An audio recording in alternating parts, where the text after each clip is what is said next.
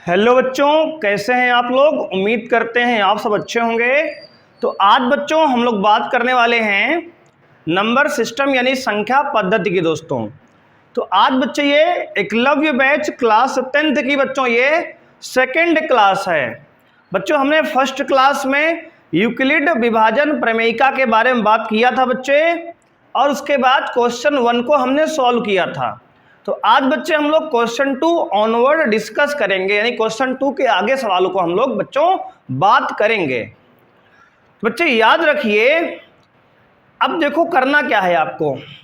यदि आपने पिछली क्लास में बच्चों नहीं देखी है तो हमारे इसी वीडियो के डिस्क्रिप्शन में उसकी लिंक मिल जाएगी, या आई बटन पे उसके लिंक मिल जाएगी बच्चे। वहां से आप उस वीडियो को पहले देख लीजिए, है ना, क्योंकि उस वीडियो में बच्चों हम लोग यूक्लिड विभाजन प्रमेयिका के बारे में बात कर चुके हैं, जो कि एक इम्पॉर्टेंट टॉपिक है बच्चे। ठीक है, तो उसको आप देखकर ही आइए, ठीक है ना। तो आइए बच्चे स्टार्ट करते हैं क्वेश्चन नंबर 2 से। तो क्वेश्चन 1 हमने सॉल्व किया था बच्चे, तो अब हम लोग बात करेंगे क्वेश्चन नंबर 2 की बच्चे, ठीक है ना। तो बच्चे क्वेश्चन नंबर 2 है, दर्शाइए कि कोई भी विषम पूर्णांक। कह रहा है क्वेश्चन 2 बच्चे, प्रश्नावली 1.1 प्रश्न संख्या 2 कहता है दर्शाइए कि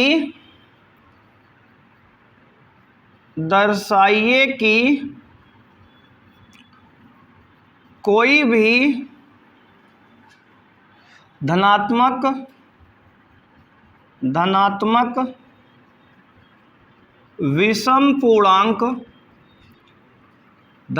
विषम पूर्णांक 6q + 1, 6q + 3, 6q + 5 के रूप का होता है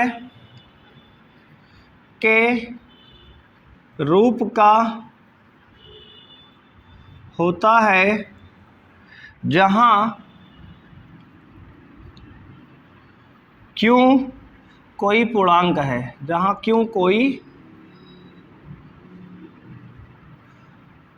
पूर्णांक है, ठीक है बच्चे।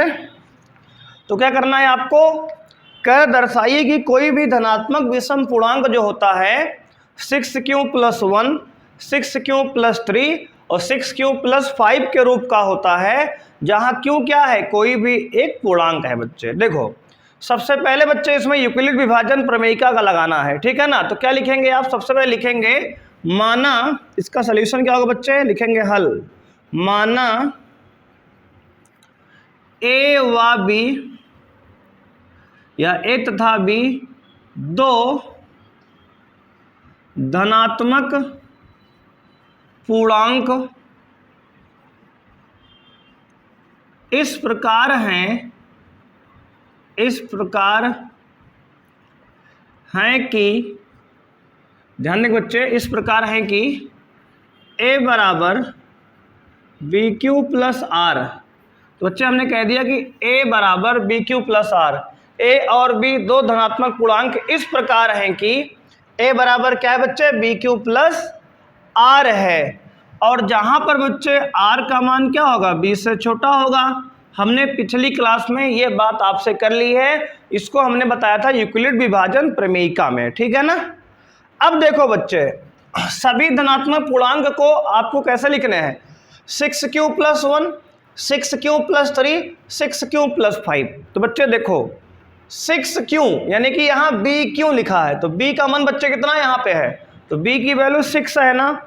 तो आप b का मान क्या रखेंगे बच्चे, 6 रखेंगे। तो लिखेंगे b बराबर 6 रखने पर, b बराबर बच्चे अगर 6 रखेंगे तो क्या होगा, तो कहेंगे सर a बराबर आएगा 6q + R। अब आपसे पूछें सर कि r की वैल्यू क्या क्या होगी, तो आप कहोगे सर r का मान 0 से स्टार्ट होगा ना, क्योंकि शेषफल, अगर मान लो किसी नंबर a को किसी दूसरे नंबर b से अगर भाग देते हो तो शेषफल क्या आ सकता है, तो 0 आएगा या 1 आएगा या 2 आएगा या 3 आएगा, और अगर जिससे भाग दिए हो उससे तो कम ही आएगा ना। जैसे मान लो हमने बच्चे 5 को भाग दिया 17 से, मतलब 17 को 5 से भाग दिया, तो बच्चे कुछ भी यहाँ आएगा तो शेषफल क्या, यहाँ पर 5 यही 15 और शेषफल क्या हो गया 2 हो गया ना, शेषफल क्या हो गया 2 हो गया। बोलो बात समझ में आई कि नहीं बच्चे। तो अगर 17 को 5 से भाग दिया जाए 3 बार जाएगा भाग, और 15 आएगा, घटाने पे 2 बच जाएगा शेषफल। तो शेषफल बच्चे भागफल यानी 5 से छोटा है कि नहीं है ना। तो अगर हमने बच्चे कहा है कि अगर भागफल, भाजक क्या है, भाजक आपका 6 है जो भाग कर रहा है संख्या को, तो जब शेषफल होगा बच्चे 0 होगा, 1 होगा, 2 होगा, 3 होगा, 4 होगा, 5 होगा, बस आगे नहीं जाए। क्यों? क्योंकि भाजक ही आपका 6 है, तो शेषफल 6 थोड़ी हो सकता है यार, 6 से तो छोटा ही होगा ना। तो वही बात यहाँ लिखिए कि r यानी शेषफल का मान भाजक b से छोटा होगा। तो अगर b का मान 6 रखें तो शेषफल 5 तक जा सकता है कि नहीं। इतनी बात बच्चे क्लियर है।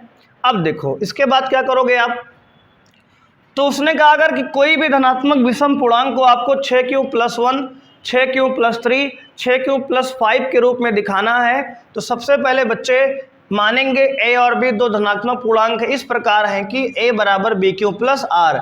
बच्चे a क्या है तो कहोगे भाज्य है, b क्या है भाजक है, q क्या है भागफल है, r क्या है शेषफल है।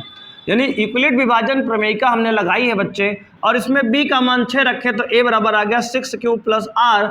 और बच्चे अगर जैसे b का मान हमने 6 रख दिया तो अब r का मान डिसाइड हो गया 0, 1, 2, 3, 4, 5। अब अगर b का मान 6 है तो भाजक 6 है, तो भाजक अगर 6 है तो शेषफल 6 से छोटा ही आएगा ना। बात आप समझ रहे हो।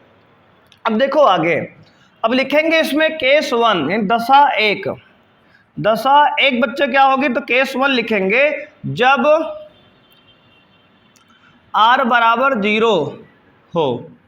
तो अगर r का मान 0 हो तो बच्चे a बराबर क्या आएगा, तो आप कहोगे सर 6q+0, r का मान यहाँ डाल दिए है ना, a बराबर 6q+r का मान 0 बच्चे आ गया। तो इसको सॉल्व करेंगे 6q+0 6q ही होगा ना, 6q ही होगा।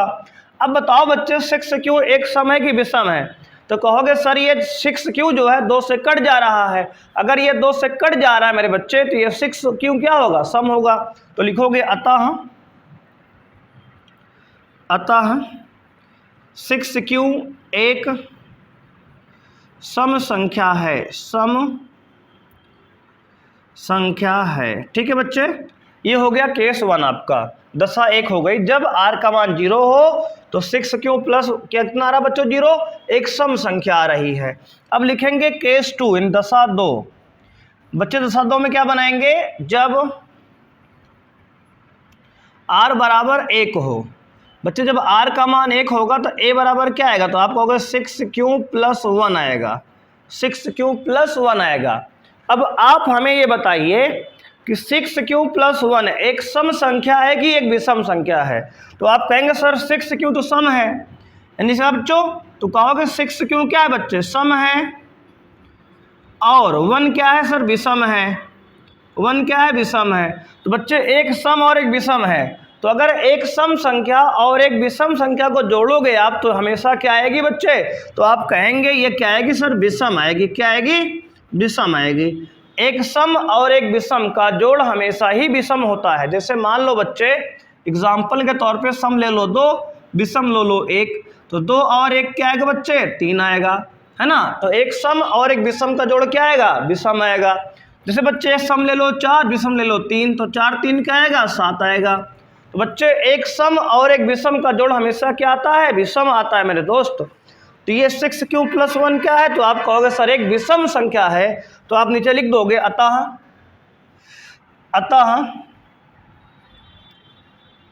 6q+1 एक विषम संख्या है। कैसी है बच्चे, विषम संख्या है। ठीक है ना, कैसी बच्चे है, विषम संख्या है। ठीक है ना, इतना आप समझ गए उम्मीद है हमें।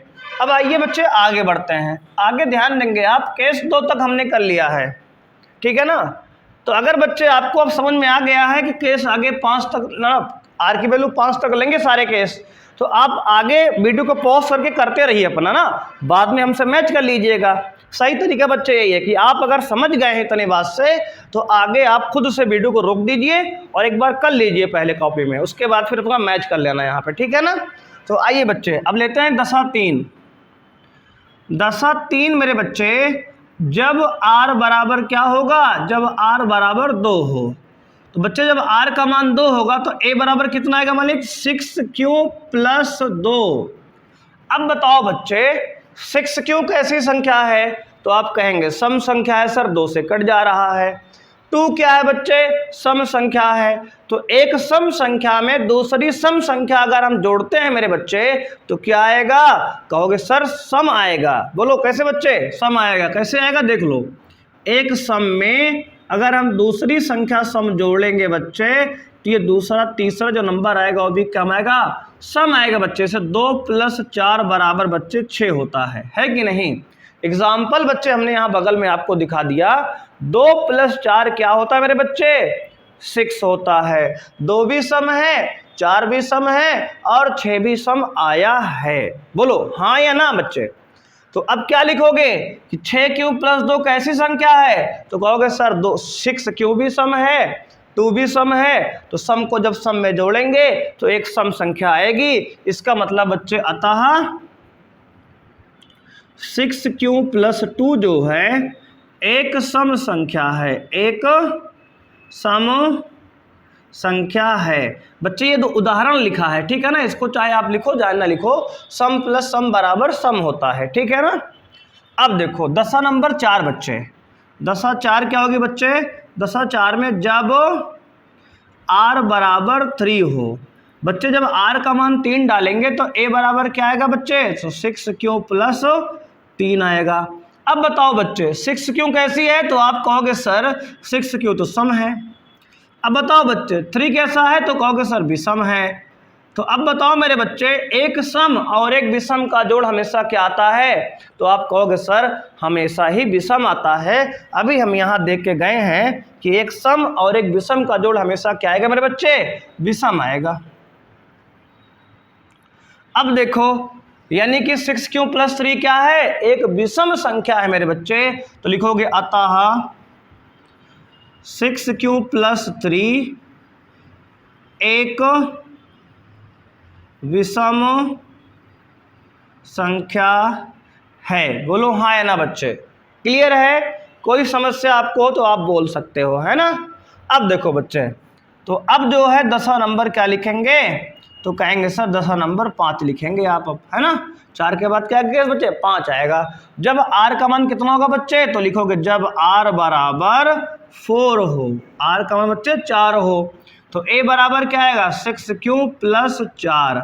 अब बताओ बच्चे ये सम है कि विषम, तो अब सारे बच्चे समझ गए हैं कि सम है ये ना, क्योंकि बच्चे 6q भी सम है, 4 भी सम है। तो जब एक सम संख्या में दूसरी सम संख्या मेरे बच्चे जोड़ेंगे तो एक सम संख्या ही आएगी। तो अतः बच्चे लिखोगे अतः 6q + 4 एक सम संख्या है बच्चे, एक सम संख्या है। अब बच्चे केस 6 लास्ट केस बचा है, ठीक है ना, आखिरी केस बच्चे। तो अब एक बार बच्चे इसको आप नोट कर लीजिए, उसके बाद इतना पार्ट हम इधर इरेज कर लेंगे, इसको फिर आगे बताते हैं आपको, ठीक है ना। पूरा एक बार अच्छे से नोट कर लो बेटा, कोई समस्या हो बताओ।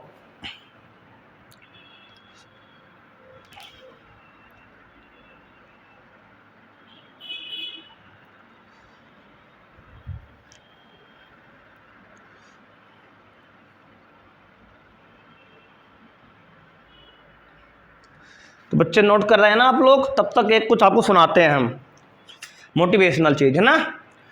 याद रखिए मेरे बच्चे, जब तक मान लीजिए आपके दिमाग में कोई चीज़ आप ठान लेते हैं, है ना, तो बच्चे याद रखेंगे कि यदि आप कोई चीज़ अपने दिमाग में रख लेते हैं बच्चे, किसी लक्ष्य को आप प्राप्त करने की प्रतिष्ठा अपने मन में पाल लेते हैं बच्चे कि हम करके रहेंगे, तो बच्चे वो चीज़ आप निश्चित ही पालेंगे ना। यदि आप पढ़ाई में मन लगाएंगे और ये सोचेंगे बच्चे कि हमें, अच्छा आप नोट कर रहे हैं ना, साइड में हो जाएं।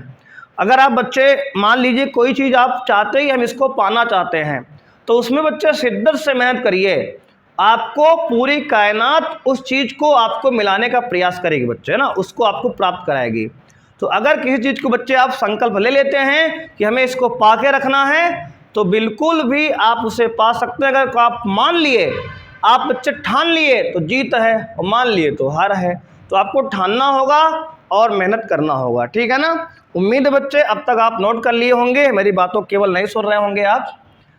तो आइए बच्चे, तो आपने देखा यहाँ पे कि 5 केस हमने लिया। अब R का मान बच्चे 5 लेना है ना, 4 तक हमने ले लिया है। अब इसके आगे लिखेंगे आप, तो दशा नंबर 6 बच्चे, दशा 6 बच्चे याद रखेंगे। जब R बराबर कितना हो बच्चे, 5 हो, जब R बराबर 5 हो तो A बराबर क्या आएगा, 6Q + 5 आएगा।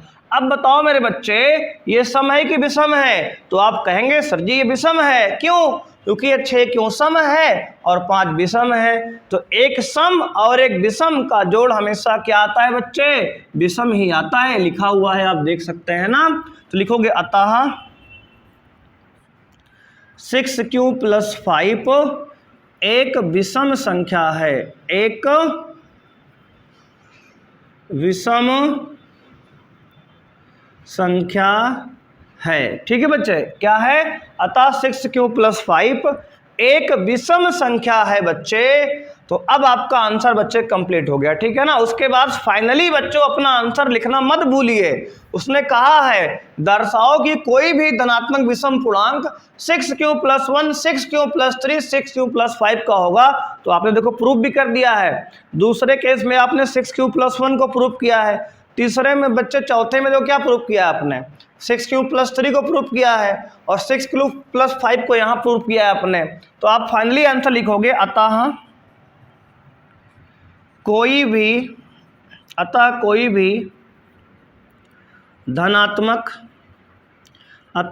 धनात्मक विषम पूर्णांक, अतः कोई भी धनात्मक विषम पूर्णांक 6Q + 1, 6Q + 3 व 6Q + 5 के रूप का होता है। इति सिद्धम बच्चे, इति सिद्धम। ठीक है बच्चे, तो ये बच्चे आपने 5 नंबर का सवाल सॉल्व कर लिया। ठीक बच्चे, कितने नंबर का? 5 नंबर का। तो अगर इतना पूरा स्पष्ट साफ साफ आप लिख देते हो तो आपको 5 नंबर कहीं भी नहीं गया है मेरे बच्चे, ठीक है ना। इसको अच्छे से बच्चे नोट कर लो। तो बढ़ते हैं अगले प्रश्न की ओर बच्चे, ठीक है ना। तो अच्छे से आप नोट कर लो पहले इसको। तो आइए बच्चे आगे बढ़ते हैं। क्वेश्चन नंबर 2 आपने नोट कर लिया होगा। क्वेश्चन नंबर 3 की बात करते हैं बच्चे, ठीक है ना। क्वेश्चन नंबर 3 बच्चे है, क्वेश्चन नंबर 3 कह रहा है किसी परेड में 616 सदस्यों वाली एक सेना बच्चे, कितने सदस्य हैं बच्चे? 616 सदस्य हैं। कितने हैं? सदस्य हैं बच्चे, 616 सदस्य हैं। एक आर्मी की टुकड़ी को 32 सदस्यों वाले एक आर्मी बैंड के पीछे मार्च करना है। बच्चे कितने सदस्य हैं आर्मी बैंड में? तो 32 सदस्य वाले आर्मी बैंड हैं बच्चे। इसके पीछे पीछे क्या करना है? मार्च करना है। अब कह रहा है जैसे आर्मी बच्चे परेड होती है ना, वैसे ही मार्च करना है। दोनों समूहों को समान संख्या वाले स्तंभों में मार्च करना है। दोनों समूहों को समान संख्या वाले स्तंभ में।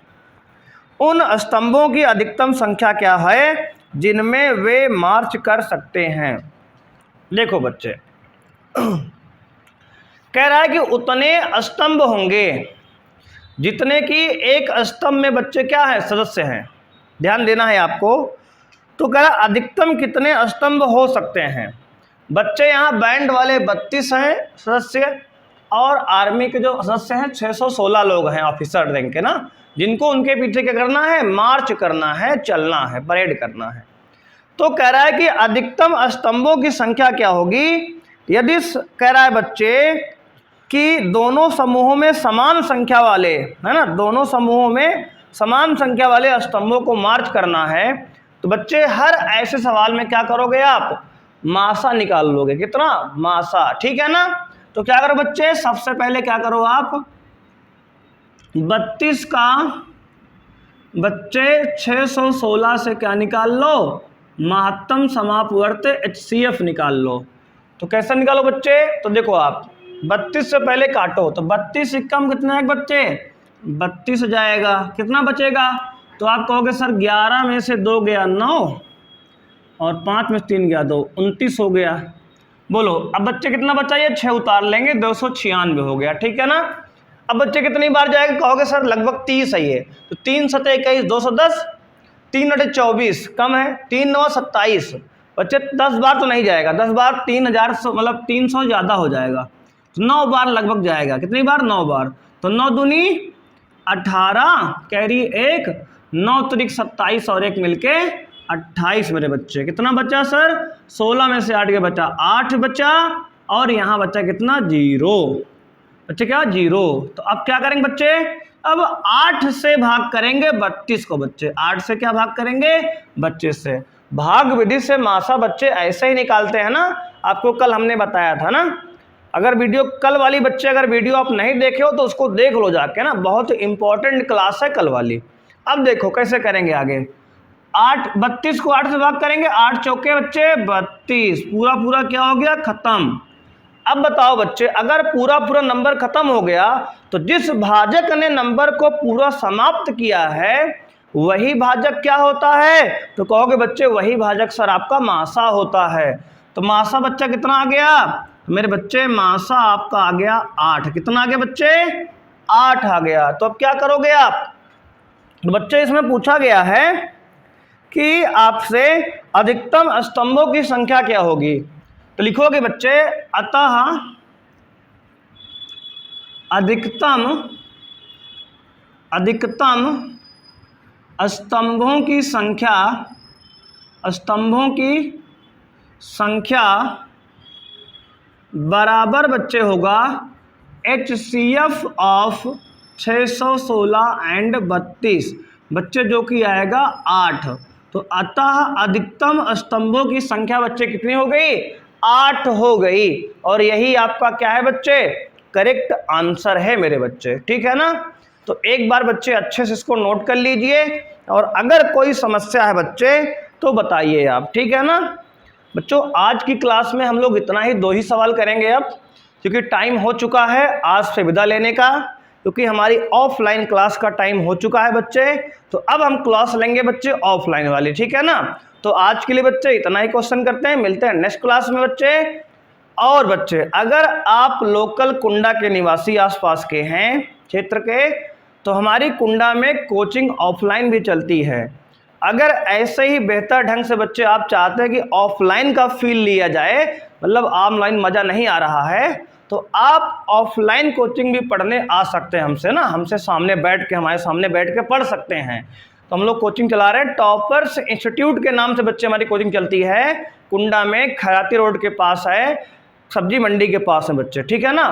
तो आ सकते हैं। अगर आप बच्चे ऑफलाइन पढ़ना चाहते हैं तो आपका मोस्ट वेलकम है हमारी कोचिंग में, ऑफलाइन आप पढ़ सकते हैं, ठीक है। हमारी क्लासेस 9 से 12 तक यानी कि BSc तक भी चलती हैं।